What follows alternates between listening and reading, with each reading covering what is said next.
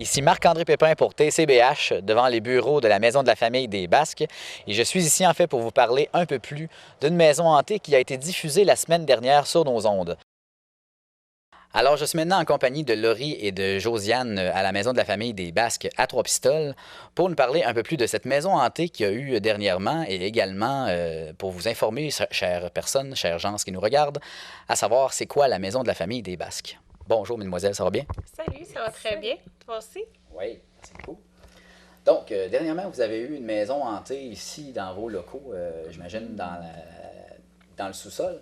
Est-ce que vous pouvez nous parler un peu de qu'est-ce que ça comportait? Oui. En fait, pour une deuxième année, ce fut un grand succès encore avec 340 personnes qui sont venues visiter la belle maison hantée qu'on avait faite en fait pour eux. Donc, c'est ça, on met sur pied, on monte un décor et tout avec des figurants au sous-sol. OK. Un petit peu épeurant, là. C'est pas pour tous les âges. Des fois, on essaie d'y aller pour la famille en général. Donc, c'est ça, ils passaient ici pour faire la visite et je pense que ça a été très apprécié des gens. En haut, pour les jeunes qui ne voulaient pas aller faire la visite en bas, ben, il y avait l'animalerie, la jungle animale de Rivière-du-Loup qui OK. était venue avec des reptiles. Donc, ça pouvait occuper les familles. Puis, il y avait un petit coin aussi là, avec des petites activités thématiques pour l'Halloween. Donc, ça a permis d'amuser tous les groupes d'âge, en fait. OK. OK. Cette année, on a eu une belle collaboration avec la Maison des Jeunes aussi, parce que l'an passé, on avait ouvert seulement l'après-midi. Puis cette année, on a ouvert aussi en soirée. C'était la Maison des Jeunes de Trois-Pistoles avec leurs jeunes qui étaient figurants, là, OK. qui ont pris ça de 7h30 à 9, là. OK. Une première pour nous.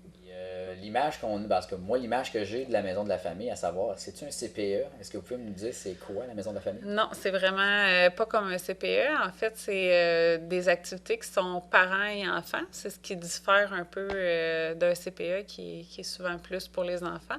Nous, on organise des activités, des services pour les familles des Basques. Fait que c'est vraiment pas juste à Trois-Pistoles, c'est pour les Basques au complet.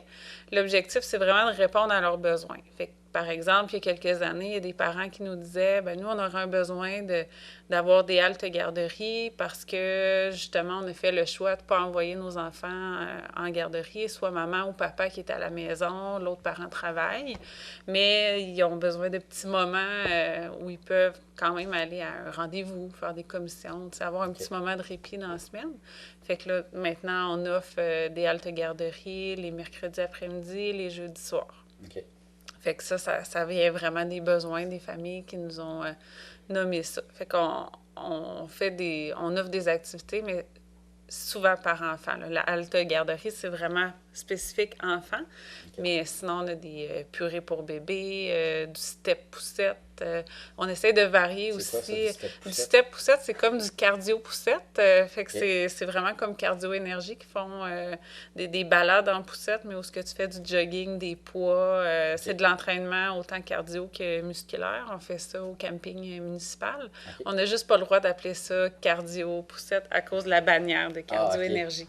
Mais c'est Ça s'en va. sensiblement la même chose qu'on fait. Fait que les mardis après-midi, il y a ça qui se déroule au camping. L'hiver, ça se fait pareil, mais en traîneau dans le sentier. OK. Fait qu'on essaie de toucher autant des activités qui peuvent être culinaires que sportives, que vraiment des ateliers pour les parents sur la discipline, par exemple, ou des haltes bébés qui regroupent là, avec l'infirmière en périnatalité les lundis matins sur des sujets comme l'allaitement, le développement de bébé, l'installation des sièges d'auto. OK. On a vraiment là, une grosse variante d'activités. OK. Ouais. Puis les activités, justement, est-ce que vous en avez à venir? Comment se déroule votre année à venir, en fait? Oui, on a la fête de Noël qui s'en vient. Je peux peut-être laisser Josiane en parler, puis après, j'aimerais parler un peu de picotine Ah, aussi. après la fête de Noël. Oui, en fait, donc on organise une fête de Noël pour les familles membres ici de la Maison de la Famille qui va avoir lieu le samedi matin, 17 décembre. 17 décembre. Oui, donc ça va être une petite matinée pyjama avec l'animation d'un petit film, un petit déjeuner aussi. Donc convivial, petit avant-midi en pyjama qui va être très intéressante pour les familles. Donc ça va être important de s'inscrire aussi à l'activité. Cadeaux et visite du Père Noël, bien Aussi. sûr. Ben oui, Oui. ça va en attirer plus d'un. Oui, c'est sûr. Si les gens veulent des informations pour cette activité-là, à quel numéro ils peuvent vous rejoindre? Peuvent contacter 418-851-2662 ou par Facebook aussi. On a une page Facebook, donc souvent la communication se fait bien là, par les réseaux sociaux aussi. OK. Et Picotine? Picotine, c'est notre animatrice qui se rend à domicile sur tout le territoire des Basques. Encore là, elle va autant à Saint-Jean-de-Dieu qu'à Saint-Simon, à Saint-Éloi. Elle se promène avec sa valise remplie de livres. Puis l'objectif, c'est vraiment d'aller faire de la lecture aux enfants.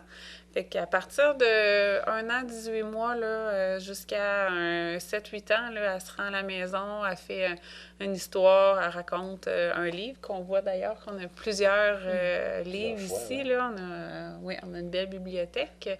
Puis il y a toujours une petite activité, un jeu qui suit ou un bricolage ou quelque chose qui est en lien avec l'histoire. Fait que des fois, ça fait du bien de ne pas avoir à sortir de chez soi pour avoir des services, d'avoir une animatrice qui est déguisée, qui arrive à la maison, qui amuse les enfants, puis ça dure à peu près un petit 30 minutes. Fait que ça, c'est possible en tout temps de s'inscrire. C'est pas un groupe qui commence puis qu'on peut pas s'intégrer. C'est vraiment une fois par semaine ou deux, là, elle va dans les municipalités autour. Okay. Fait que si, par exemple...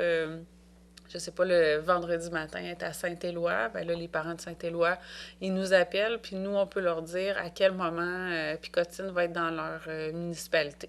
Okay. Fait que là, ils peuvent l'avoir 1 fois, 3 fois, 10 fois. C'est vraiment aux besoins des familles, puis il n'y a pas d'implication à long terme, là. C'est vraiment... Okay.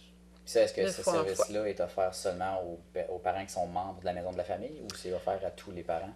C'est offert à tous les... Ben oui, c'est pour les membres, mais pour devenir membre, ça coûte 5 $ pour l'année. Okay. Fait que c'est sûr que peu importe les activités que les familles vont venir faire, ça leur coûte une première fois 5 $. C'est bon de septembre à juin. On est fermé pendant la période estivale. Okay. Fait que ça ressemble pas mal à ça.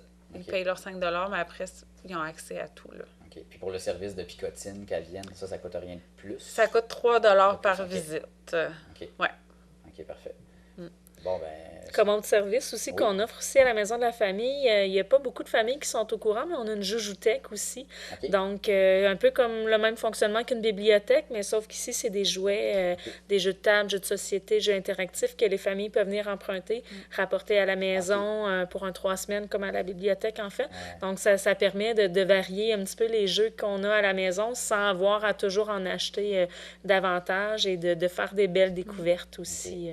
Okay. C'est bien, ça, c'est un service intéressant. Donc, c'est possible de venir en tout temps avec nos heures d'ouverture quand on est ouvert pour venir visiter notre belle joujoutèque. Ben, je vous remercie beaucoup, mesdames. En plus de la joujoutèque, on a aussi des tire-laits électriques puis des porte-bébés aussi là, qui sont intégrés. Fait que des fois, avant de faire l'achat d'un équipement comme ça, de venir l'essayer ou de l'emprunter 3 semaines, ça peut permettre de faire... de faire des essais. Oui, bon choix. sans faire des dépenses inutiles parfois. Puis, j'inviterais les gens, dans le fond, à se rendre sur notre site Internet qui est au www.maisondelafamilledesbasques.ca. Fait que toute notre programmation est là-dessus. On a un calendrier d'activités. Fait qu'on peut voir de mois en mois. Là, le calendrier, il est mis jusqu'en décembre. Fait que pour la programmation d'hiver, on va le mettre à jour vers la mi-janvier à peu près. OK. Ouais. Bon, ben, c'est dit, mesdames et messieurs, rendez-vous à la Maison de la Famille des Basques, où il y a des services à en pleuvoir. Merci beaucoup, mesdames. Merci. Merci.